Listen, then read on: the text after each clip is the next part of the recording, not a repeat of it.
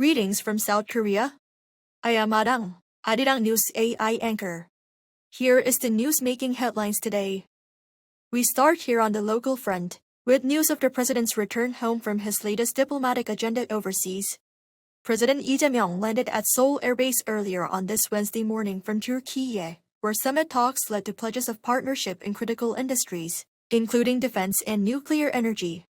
The president's state visit to Turkey was the final leg of his 10-day four-nation tour that also included the UAE, Egypt, and South Africa for this year's Group of 20 summit.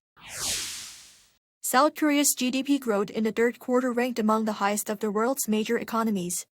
The Bank of Korea said Wednesday that preliminary data released by the OECD on Tuesday showed South Korea's third quarter growth at 1.16%, ranking third among 26 economies. Backing the signs of recovery were strong semiconductor exports and domestic demand.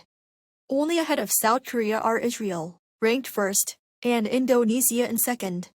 Japan's Nomura Securities raised its growth outlook for South Korea to 2.3% for next year, higher than its earlier estimate, which was at 1.9%.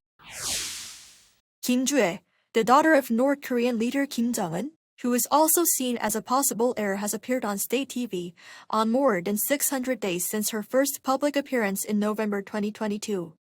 Japan's Nikkei newspaper reported on Tuesday that it used an AI-based facial recognition program and analyzed about 14,000 hours of KCTV footage. This year alone, she has been seen on screen on more than 24 days each month since her first appearance. While her total airtime is far less than her father's, the number of days she appears is similar. A Nihon University professor says this frequent exposure seems intended to hint at her status as a future successor.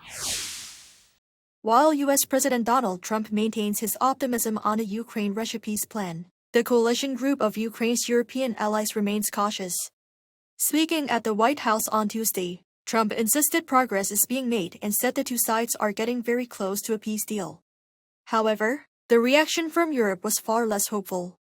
Following a virtual meeting of the coalition of the willing group of Ukraine's European allies, French President Emmanuel Macron said Tuesday that there is clearly no Russian willingness to agree to a ceasefire or engage seriously with the new, more Ukraine-friendly proposal.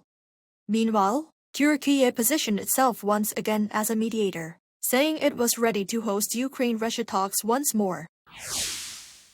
U.S. Treasury Secretary Scott Bessent believes there might be up to 4 meetings between President Donald Trump and Chinese leader Xi Jinping next year. Addressing an American broadcaster back on Tuesday, he said that Mr. Trump may travel to China twice in 2026, with a state visit to Beijing in April and to attend the APEC leaders meeting in Shenzhen in November. The Chinese leader is also expected to visit the U.S. twice, with a state visit to Washington, D.C., and to attend the G20 summit in Florida in December. Bessent went on to assert that the 4 separate interactions will offer their relationship great stability, which he added is good for the world economy. That is all from me today. Thank you for watching.